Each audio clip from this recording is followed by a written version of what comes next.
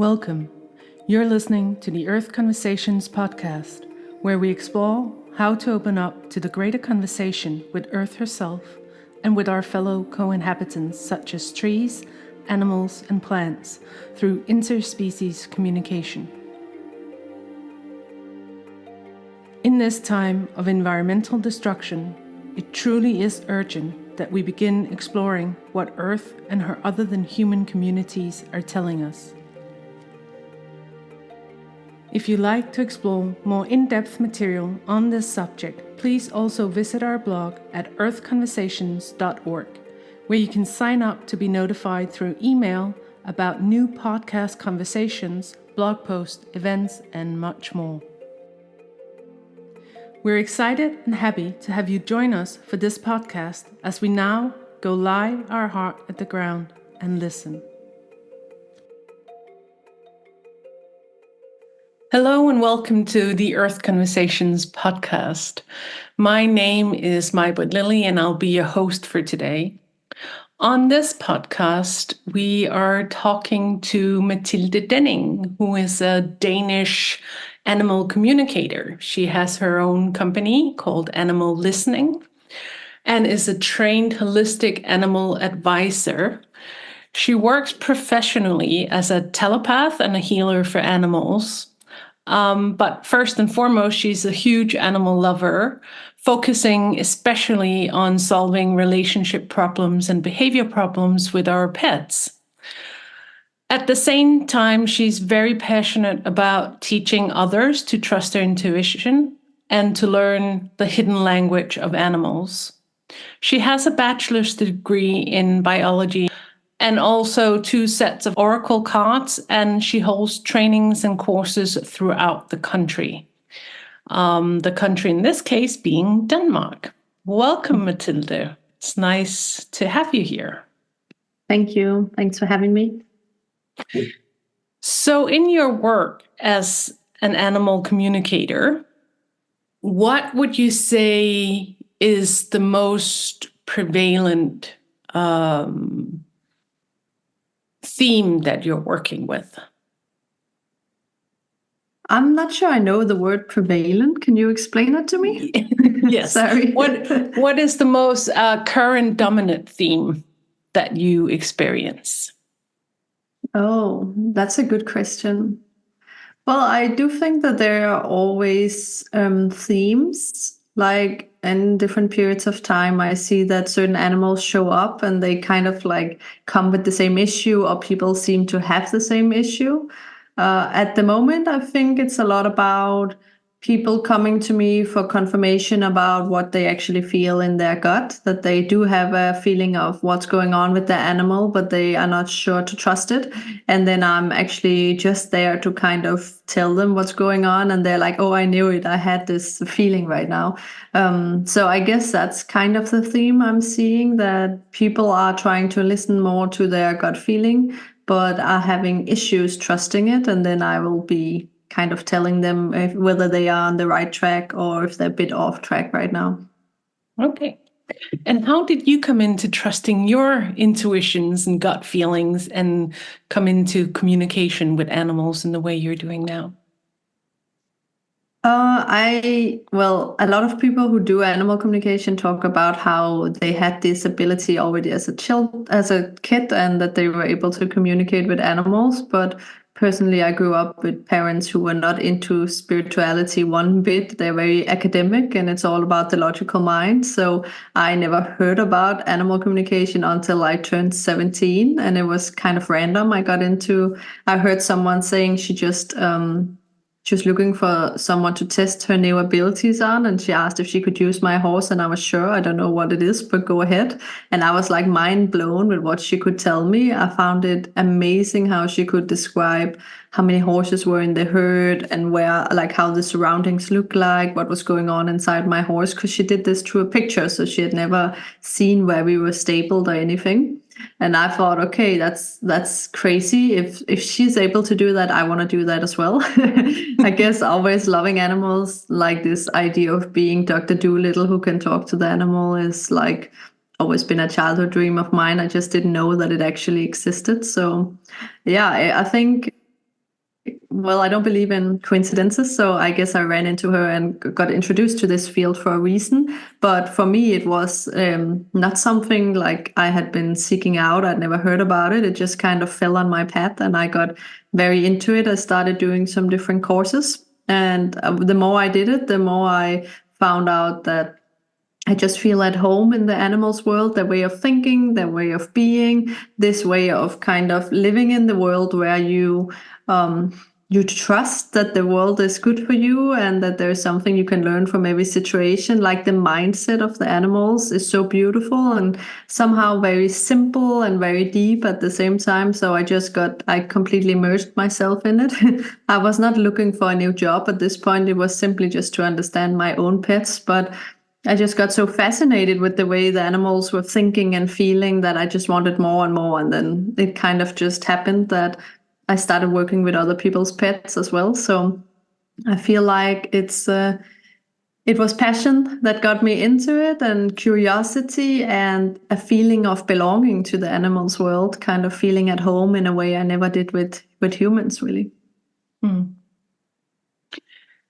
And how would you describe your ability to communicate with animals? Because I think it shows up in different ways in each of us. And now you're also training others to do this. So you must see a very different picture of different ways of communication, of how it shows up. Can you describe how maybe it showed up for you in the beginning, and if there's a transition into being as practiced with this as you are, a transition into how it's showing up for you today? Or maybe Yeah. it's the same. Yeah.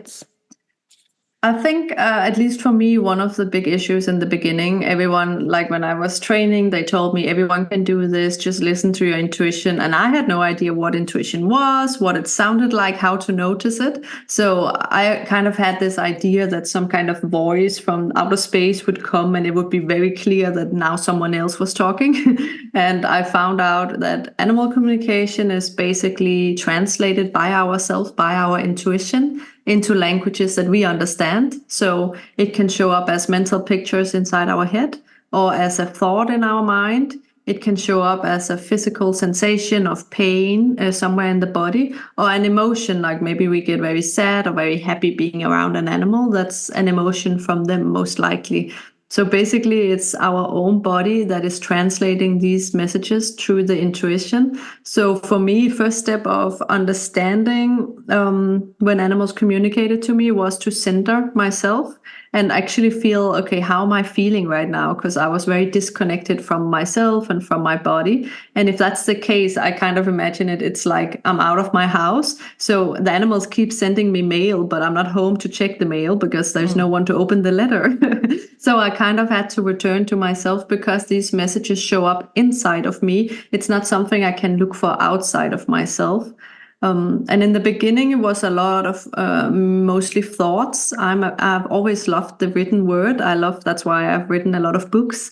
And I think when we start with animal communication, what I see is that the kind of ways that we are used to communicating, whether we are like my friend, she's an artist and she paints a lot. So she always received a lot of pictures because that's her way of thinking. Whereas I always received a lot of words because I've always written a lot of things. So what we have trained in the rest of our life is also our strength when communicating with the animals in the beginning.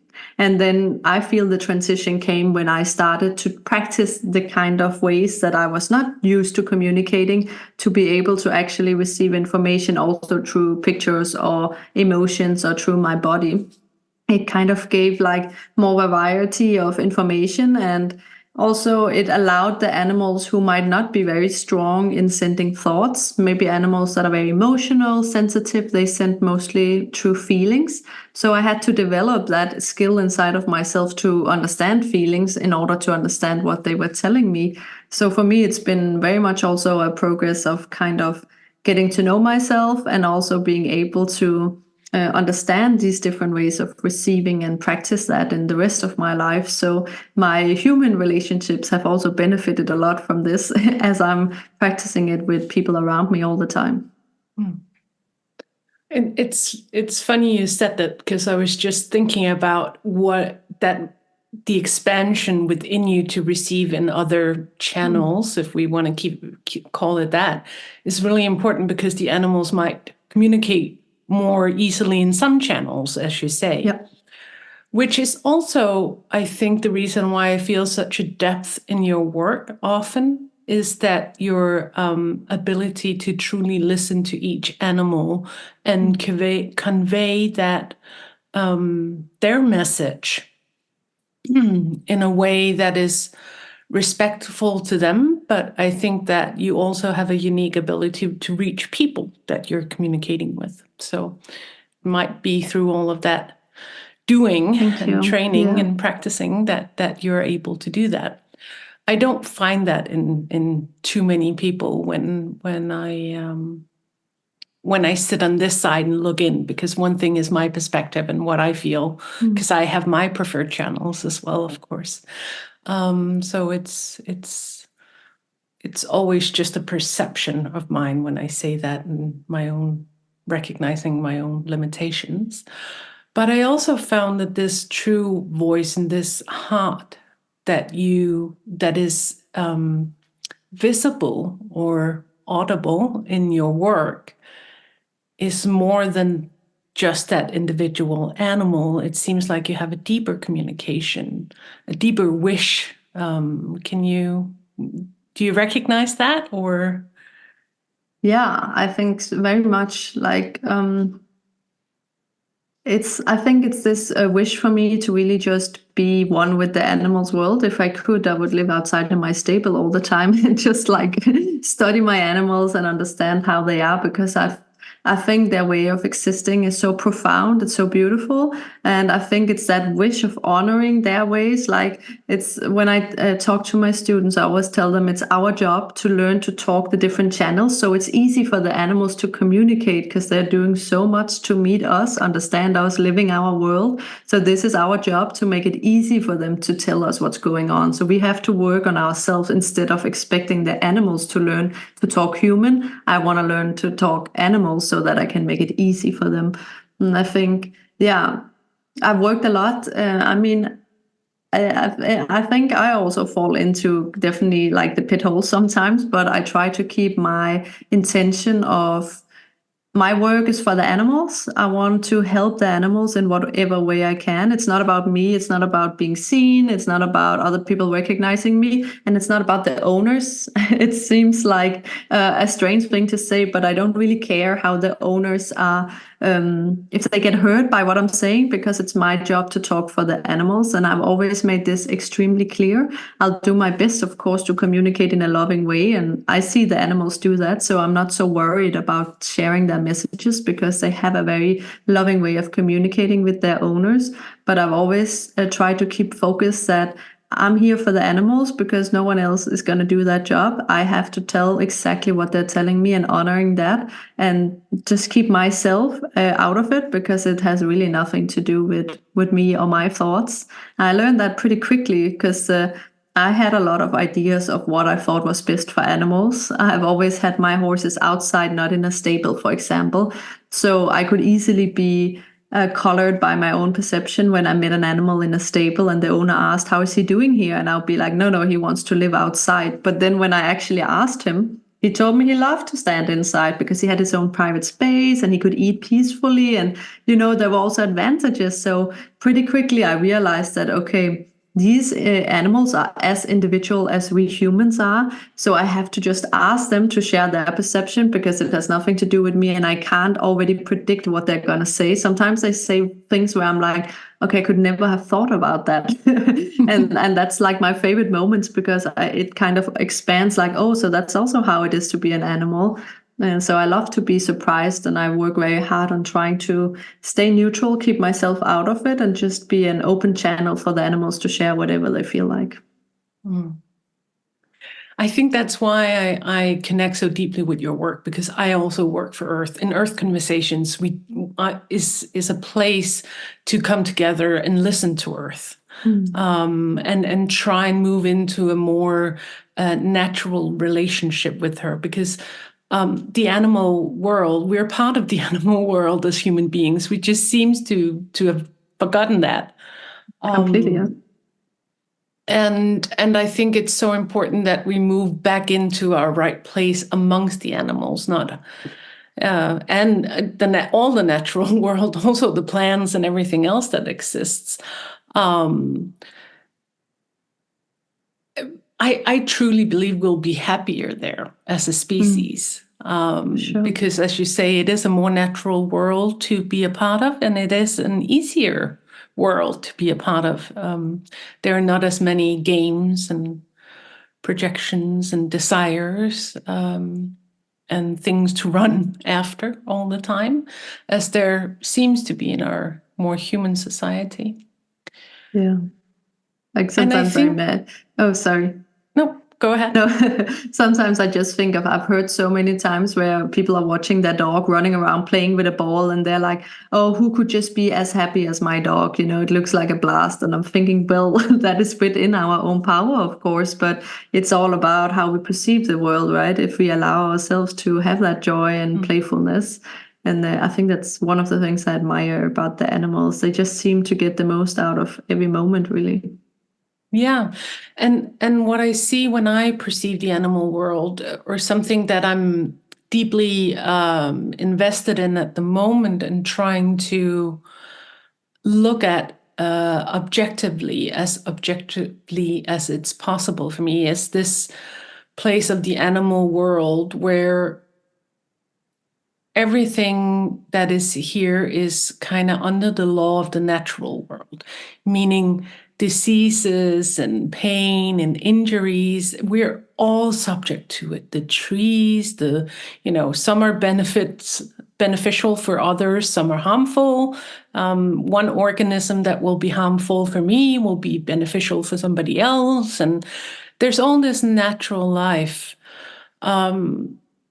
which I think once upon a time was why we kind of retracted from nature, because we wanted to protect ourselves from harm, from cold, from harsh sun, from the winds, from diseases, from being injured. All of these things. We're a very inventive species. But I also feel that with all of the retraction, so much worry has been brought into it. And now I've had quite a few sick animals, and my worry can get quite extensive about them. And I read somewhere in your on your social media in a post that this worry is actually very heavy for the animal. And it doesn't benefit the relationship. And I started looking at that. Why are we worrying so much as a species? We are always afraid of losing something or losing control. And I think I think we're such a big part of our own domestication. And this is something I wanted to ask you as well, is how do you view the difference between the so-called domesticated animals and the wilderness, the wild nature, the wilder animals? Because I know you do trips to Norway as well, where you get out and you get into areas where there's been less human contact than is possible in Denmark, at least. Yeah. I think it's a very interesting question. It's definitely, I experience that there are differences, but maybe in a different way than people are expecting. When, for example, talking to a wild animal, I always teach my students that we need to think about what is interesting for this animal to talk about. Because if you connect with a wild animal and you ask them about something that they find silly, they will just ignore you. You know, they're like, I have better things to do. I can't waste my energy on this.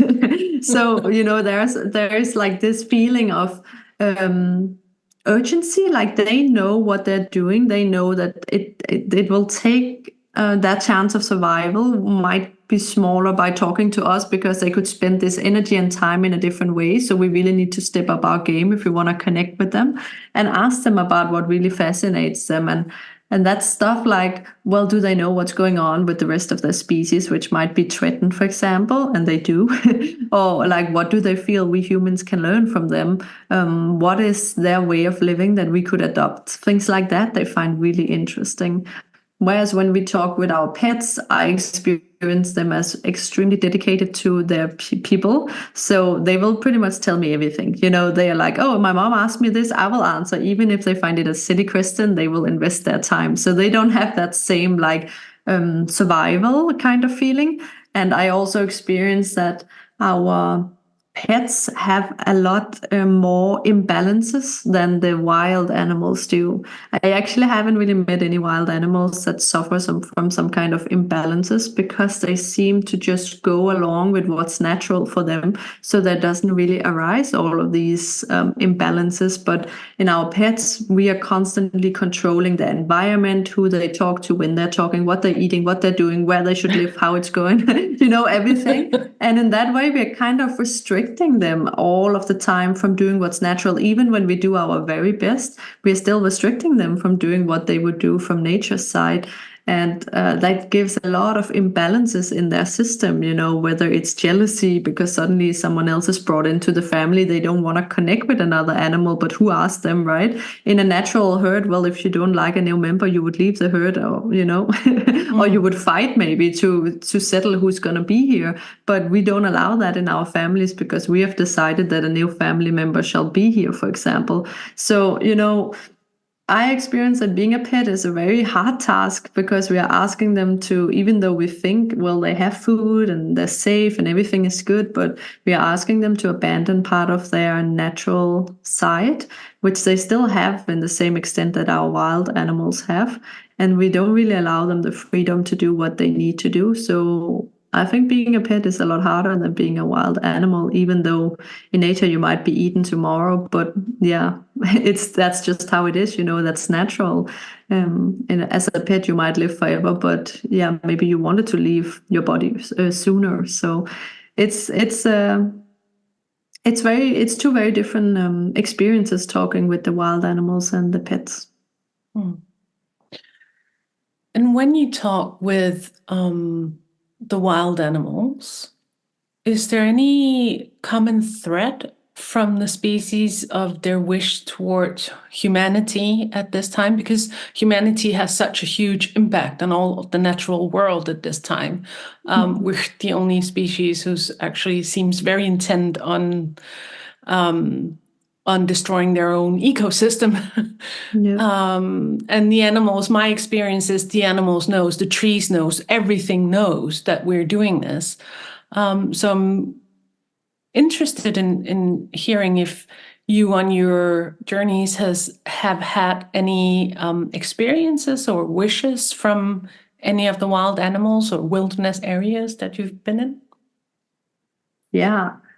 I mean, I think this is one of the most beautiful traits of the animals is that they kind of, even the wild animals, always give us the benefit of the doubt. So most of the time I experience when asking them about these things, they know that we are causing it, but they feel like we are not the smartest species, so we can't do better. And they try to teach me, you know, couldn't you explain to people this is how it goes? So I rarely experience the animals being angry, even though I think they have all right in the world to be angry at us, but they are not because it's like they're looking at a little sister that's just, you know, not haven't evolved more kind of feeling, where they try to reach out and teach us and show us a different way rather than, you know, fighting or getting aggressive about it. And I find that extremely beautiful that they try through teaching and showing a different way to help us gain understanding, even when they are experiencing that we are very slow learners, if we can even say that.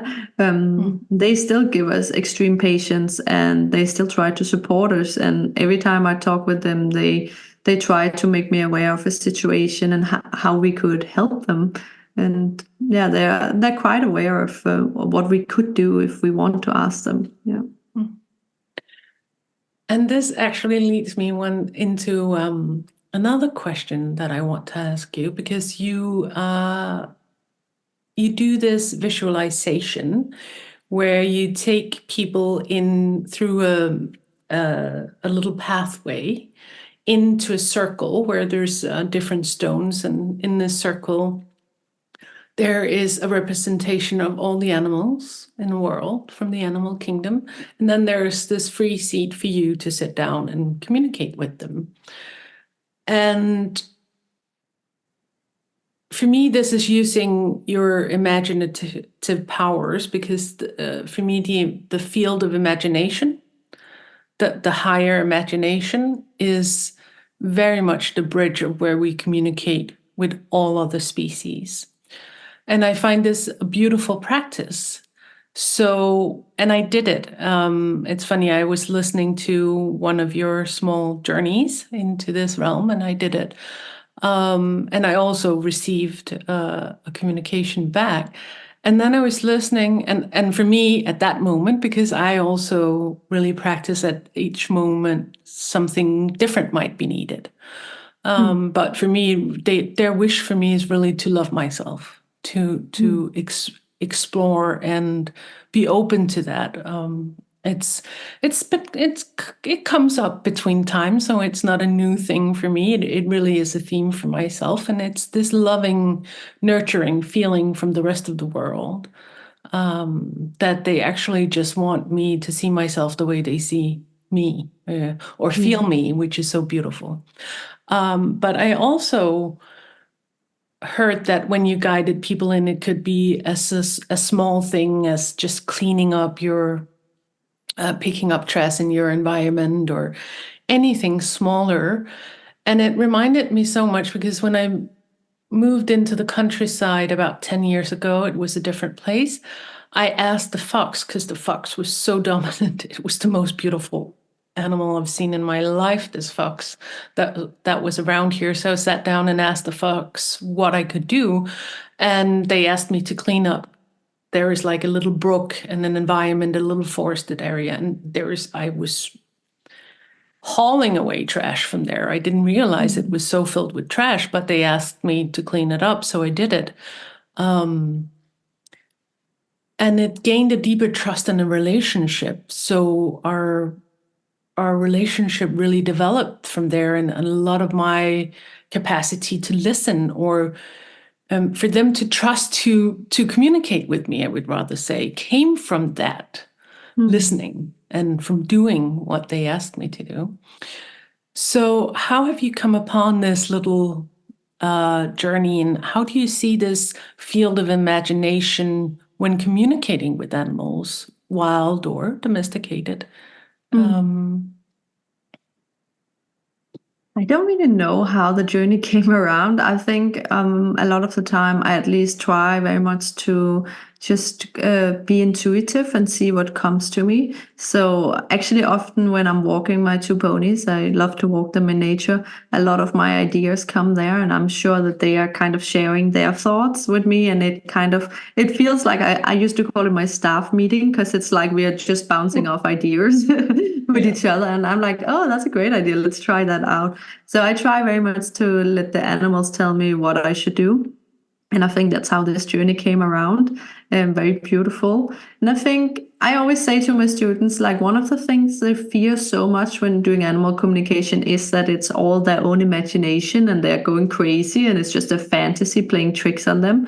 And I always say, well, fantasy is a good thing, because when you're in your fantasy, you're not in your logical mind, because your logical mind has nothing to do with what you're imagining. So when you allow yourself to imagine something, well, that's when your intuition can really step in, because it's like, where would your fantasy get inspiration from? Well, from your intuition, of course. And that's why a lot of people who have come up with great inventions, they say, oh, I was just sitting and daydreaming and suddenly I came up with this idea and now it exists and we have an iPod or whatever it is. Because for me, that field of imagination, of fantasy, of creativity, that's where our intuition can really step in, and it can help us, give us inspiration. So I don't fear that people imagine things. I think it's way worse when people are stuck in their logical mind and they only see like what would be the most logical answer. So when I teach, for example, children to talk with the animals, we do this fantasy conversation, like a cartoon figure where they imagine the animal and they imagine that the animal is moving its mouth, replying to what they are answering or what they're asking. And every time the answers are just spot on, perfect, because they are getting inspiration through their intuition without even knowing it. So this field of, for me, fantasy and creativity is a big part. And it's also, I mean, it's located in the other side of the brain from the logical mind, and that's the kind of brain, like that's the part of our brain we need to activate to be able to communicate with the animals. So for me, it's a big part of this world. Yeah, I recognize that a lot. I spent a lot of time daydreaming as a child, and still do. And daydreaming can often lead me into moments of being in touch with a greater reality, where suddenly it transitions from my fantasy into a real lived experience.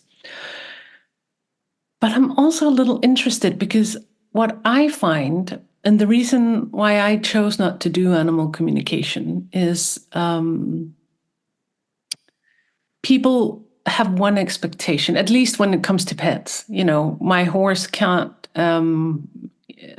do this or that movement, and I want it to do this, or it seems sad and depressed, and I need to ride it, and I need to do this competition or whatever it is. And more often than not, I've felt the animals not wanting to, and I felt that the owners were not prepared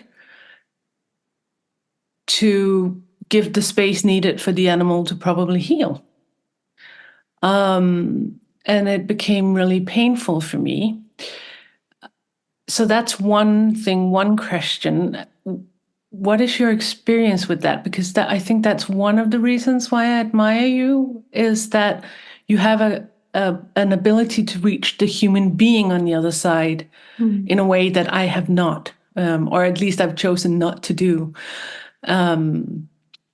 And the other thing is that I also feel we do a lot of journeys in Earth Conversations. And I feel that when I've done certain things for a while, it seems like there's a fabrication in the mind of fantasy becoming prevalent, and that the real can't suddenly come in because it's become so much of a fantasy that it's veiled the person that is having the fantasy from anything real to come in and enter it. So it's something I'm usually working at and trying to figure out how to navigate the fantasy and the imaginary, the high imagination, into a balance where the fantasy doesn't take over from the real imaginary communication experience. Do you have any experience with this? Also for people to practice, because people really have a genuine wish not to have their fantasy. They're very afraid of it, as you say, take over.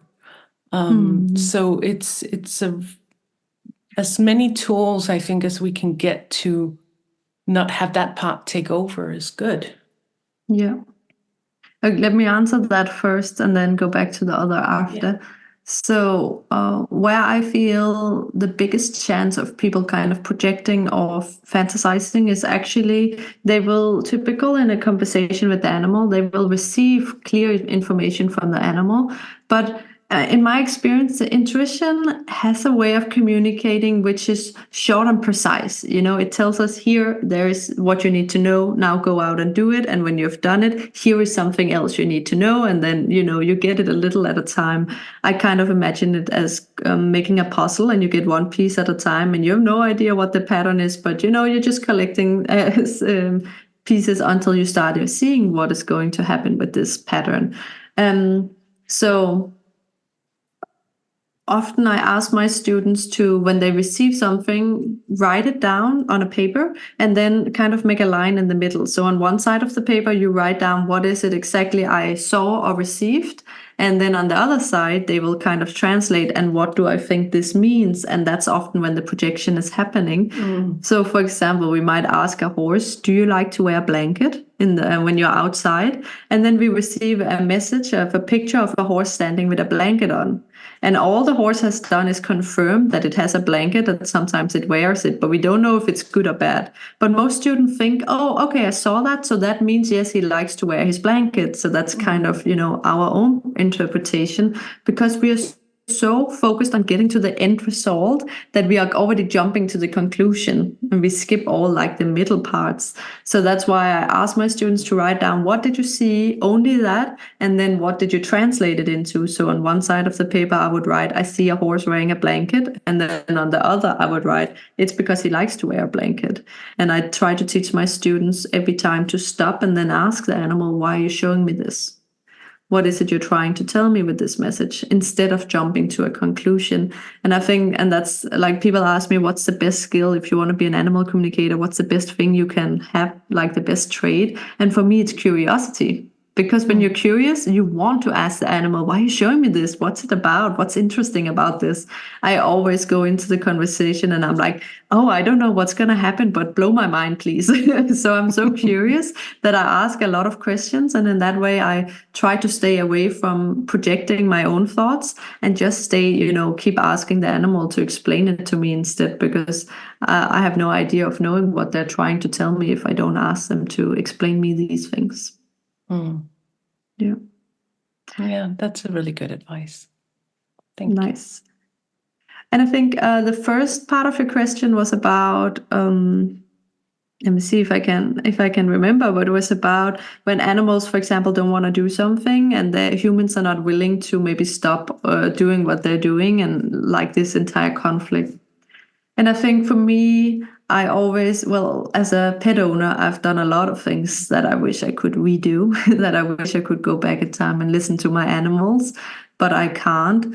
And I know that at least what I feel is that people are doing the best with what they know right now. And they're doing the best with where they are in their own consciousness and healing process. And I try to remember that. So even if an animal tells me, I don't want to do horseback riding anymore, and the owner tell me, well, but I want to do it, I always try to find a compromise. I ask the horse, is there anything we can do for you to maybe go out horse riding maybe once a week, So we try to meet both ways. And I would say that that's also a beautiful trait of animals. They are almost always willing to make compromises, because for them it's rarely about what we do, but it's the intention of what we're doing something. So for them, horse riding is okay as long as it's about connection and freedom and experiences, and not about accomplishment or ego or goals, So a lot of the time, by helping the owner shift their perspective, I can help the animal feel better in the situations. And for me, even if I can't take them exactly where I think would be the best, maybe in this case, it would be not to ride the horse.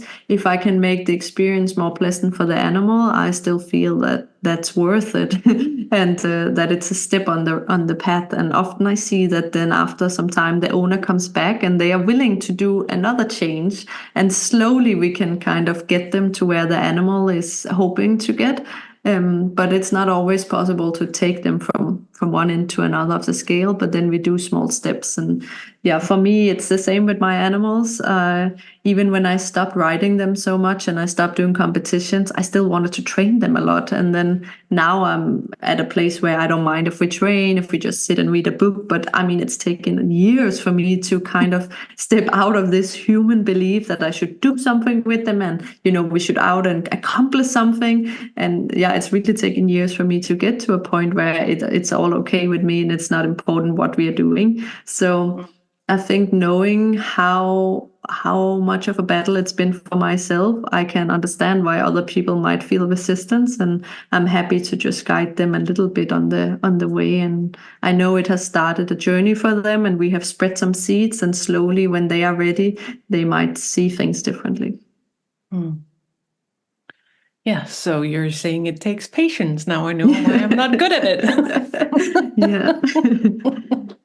And I guess also, I mean, patience, but for me also, it takes trust in people. And like when I started, before I did animal communication, when I was still training, I had a lot of resistance towards people. I actually remember leaving high school being like, I never want to deal with people again. I don't want to talk to anyone. I just want to isolate myself. I was so done with people because I felt I was surrounded by people that I didn't get along with and who didn't understand me and who there was just conflicts.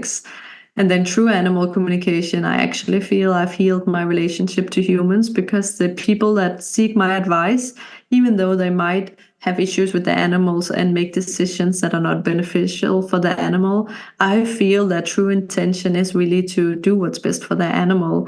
And seeing this over and over again, I just feel like I can love people again. I can love that they're trying, even though they're not, even though they're just on a journey in the same way that I am. So, yeah, I feel that has really been one of the biggest healings for me, is to also understand that, people are doing their best and they want to do their best, and I can help them getting there.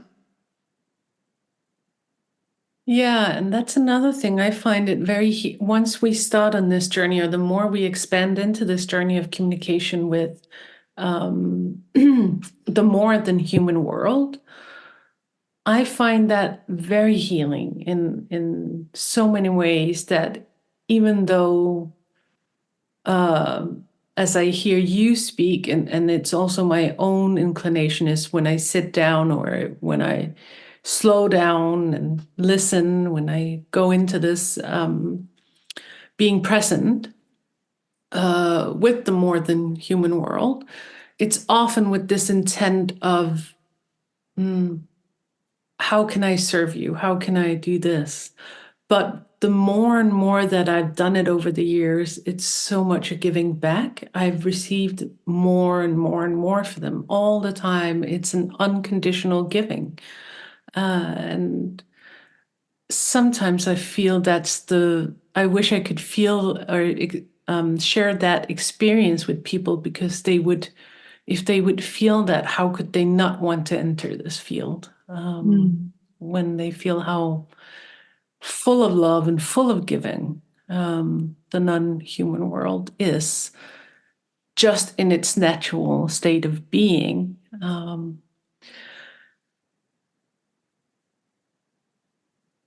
I think also that when we move further away, that our society has a tendency to pull us out of this way of being, then we get into this colder, darker place where we also don't listen to our own body. And one of the things that I try and communicate a lot with Earth Conversation is that our body is Earth. So our first meeting place with Earth is your own body, because your soul is actually alive within every cell of your own body. So this is where the first communication happens. Do you have any experiences with this element of communication with your own body in the same field of being as with other animals? At least, like, my experience with the animals are that they are extremely good at listening to their bodies. They are very present in their own bodies. They can feel, I believe very much that our animals are able to heal themselves if we just provide the right herbs and like things to choose from. They know exactly what they need. Sometimes in my conversations, they can tell me, "Oh, please provide this and this and this for me, and I'll be fine."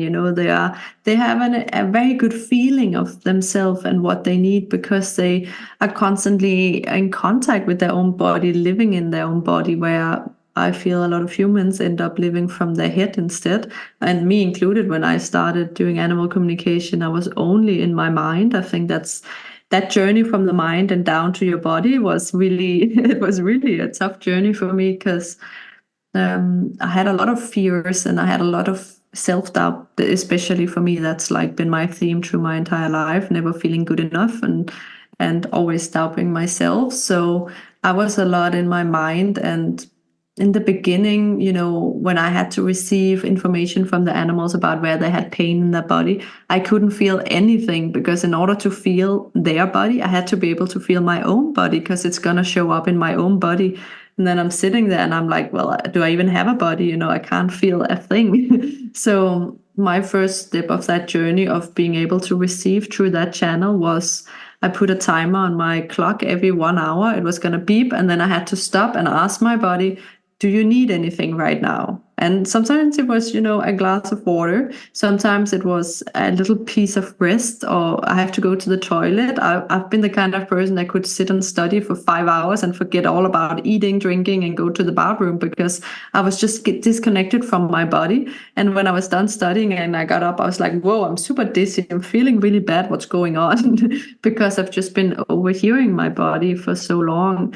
So definitely part of that experience of learning animal communication for me was to get in contact with my own body and start respecting that it had needs and it might have insights. I think most people think of the body as an inconvenience. It gets sick and it's like tired, and then I need to eat a pill so I don't have to listen to it. It's like it's blocking our way, but the animals don't see it like that. They know that the body is their way of surviving. They need this body to function properly, so they take care of the body. And when we provide the opportunities, they are able to take very good care of the body and heal themselves from different situations. And yeah, I think I've learned a lot about why it's important to stay in contact with my own body through the communication with the animals. Mm. Wow.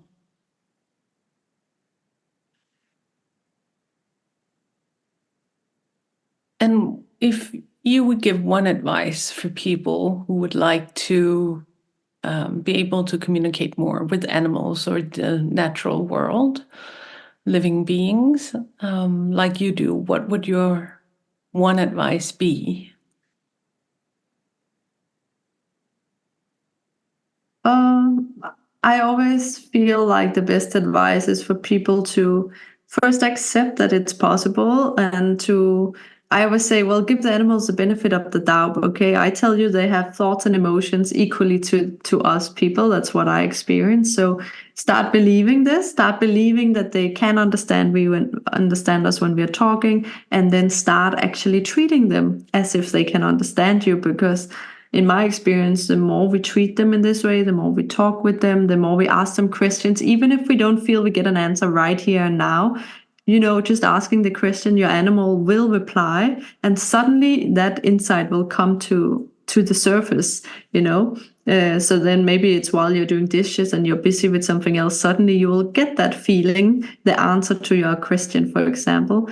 And then when you get, because I think almost, if not every animal owner, almost every animal owner has received some kind of information, but they might not be aware of it. And what often happens is that they push it away. They think, oh, that's a weird thought. Where did that come from? And they try to push it away. Instead of doing that, try to act on it, try to test it. If you get a feeling, hey, my dog wants to walk a different route, what is the harm of trying and seeing how your animal is reacting? If your dog seems happy, well, probably you were right. If you feel like, oh, my horse wants some different food, try to borrow from your neighbor. Can I try your food just to see how my horse reacts?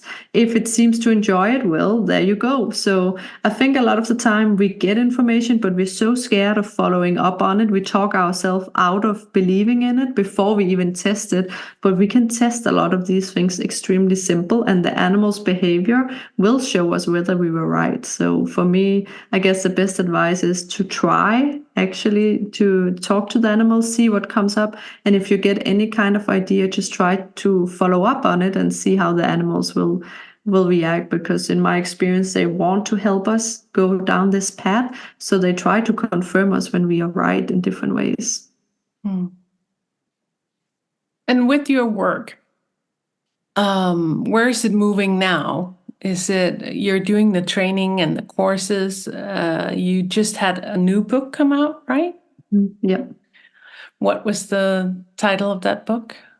In Danish, but in English it's The Intuitive Pet Owner. Oh, yeah, that's right. And that's especially written for people who wants to explore their connection to their own pets more. Yeah. And I love the way that you're doing it in order to help the pets more. As you said, with one of your finest things is to try and move people just a little at the time towards giving the pet a better environment and life to be in. Is there anything else new on the table for you that you would like to share with us? Yeah, I mean, I was asked this question around New Year's, like, what's the vision going forward? And I've been focusing a lot on helping private people with their pets, and I love that, and I want to continue with that and the teaching. But I definitely have a dream that I don't know how it's going to work out, but we never know, of course. I'm curious how it will turn out, but my dream is to definitely get into a bit more of consulent. Is that also the same word in English?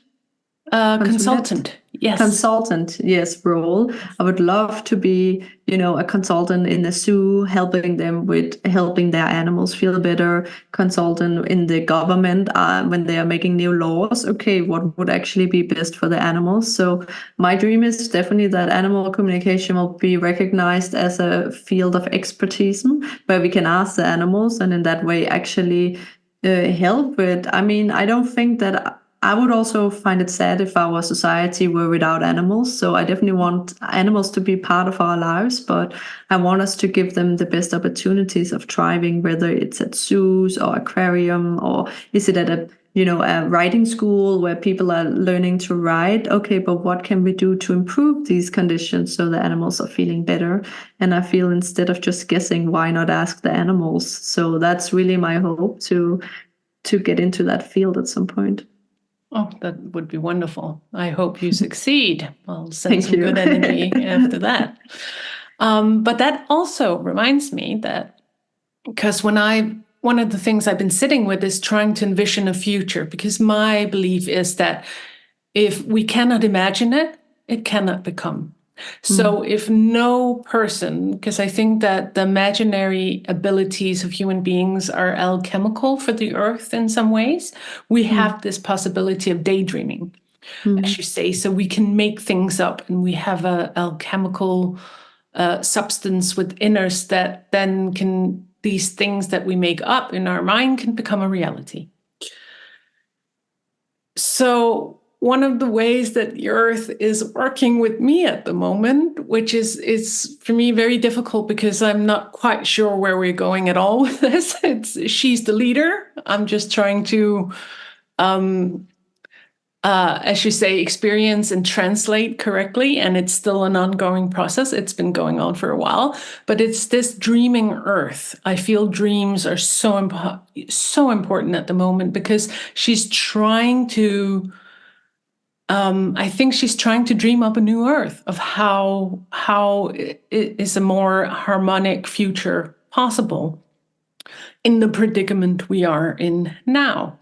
And just a little sub section of this is I find myself sometimes contemplating and also talking to other people. They rarely understand me, so please don't feel pressured. But this is like, how would a future look if we didn't rob animals of freedom, so to speak? Like, what if we didn't have stables for cows and pigs and horses? How would our society work? Would roads even be a thing because we wouldn't need roads anymore? Or, I'm not trying to paint anything over it. I'm actually trying to avoid it, but in the description of it, in order to make people understand what it is that I'm sitting with and what I'm trying to also get them to contemplate a little bit, is how could a future with a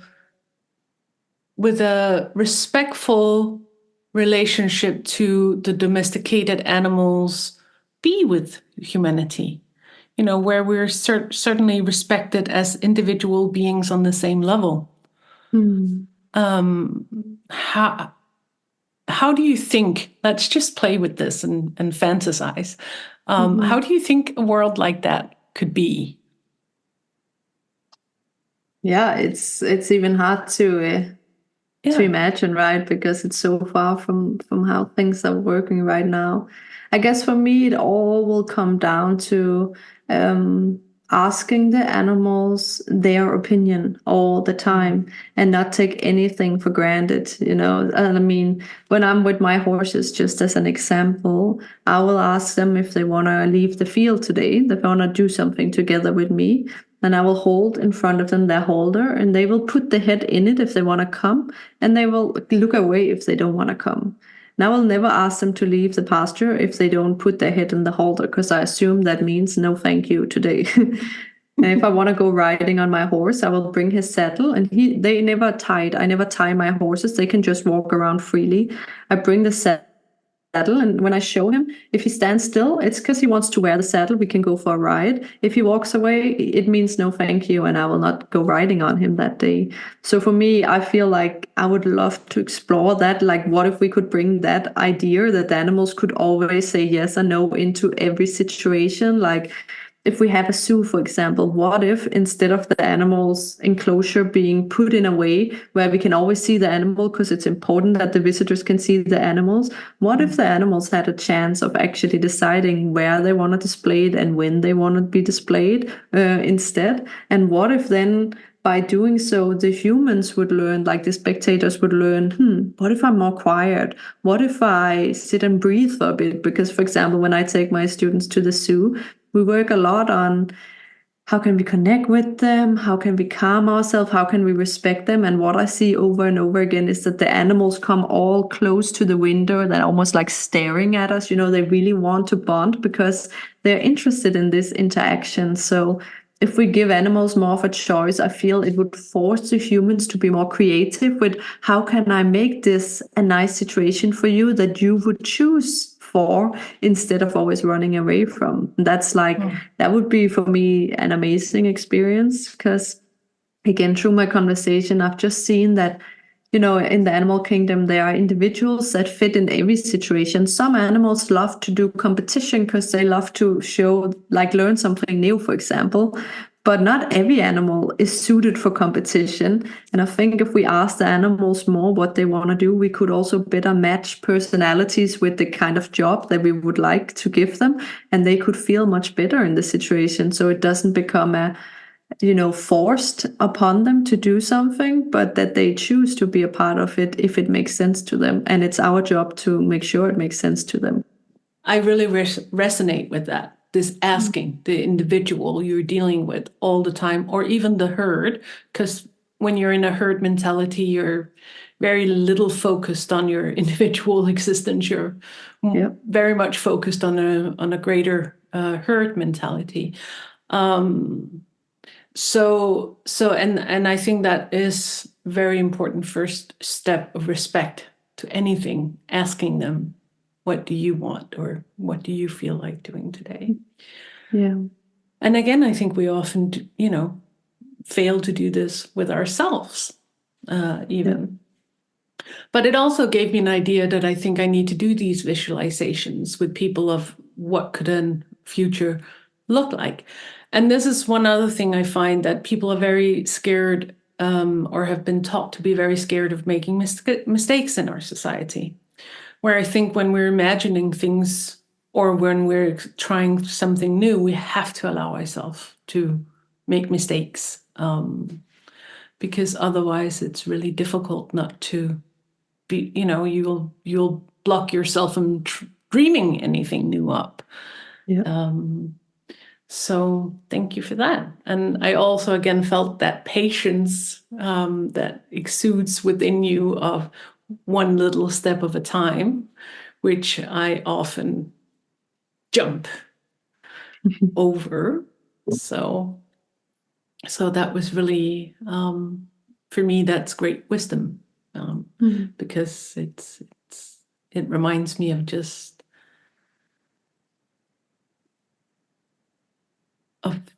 slowing down, really, again, even within that field of wanting to help Earth on exploring possible futures or dreaming up to test. It's like I feel that she experiences whatever we dreams up, so she can kind of get a little bit of a taste of how that would feel like being in that environment. So thank you. And I actually think on that note that we're about to move into the end of this podcast. Is there anything, any courses, any books, any new things that you would like to share with people? Where can they find more if they want to explore about you? I know that most of your material is in Danish. Hopefully, it will be translated and published in English soon. But if people would like to be in contact with you or explore courses, where can they do that? I have my Facebook and Instagram, which is called Animal Listening, and the Instagram is all in English, so that should be easy for people to follow.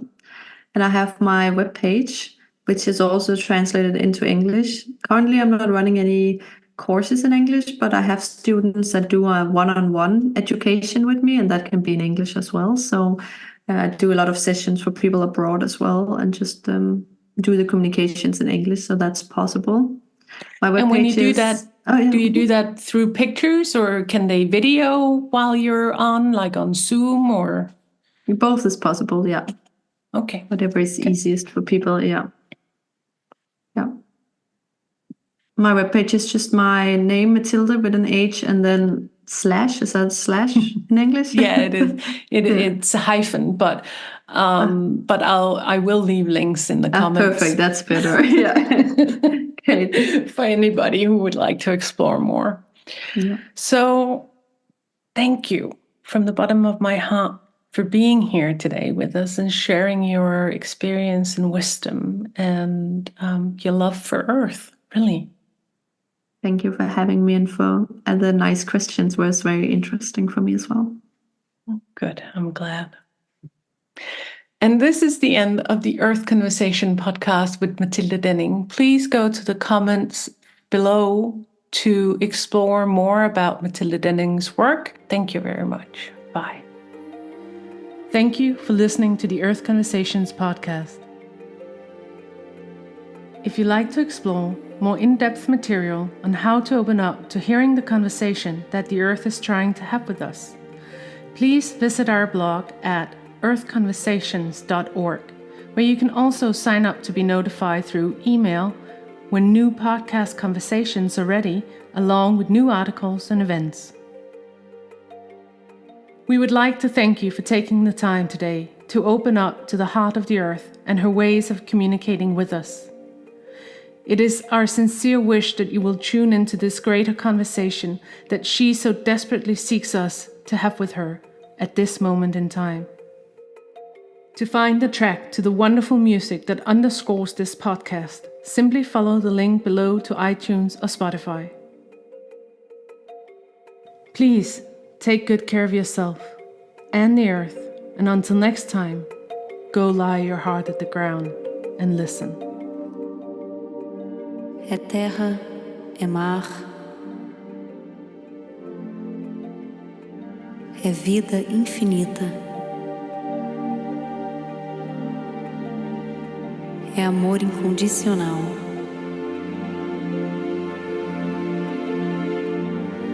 é abraço apertado, carinho sempre dado, o aconchego no colo e o alimento no peito. É vida infinita.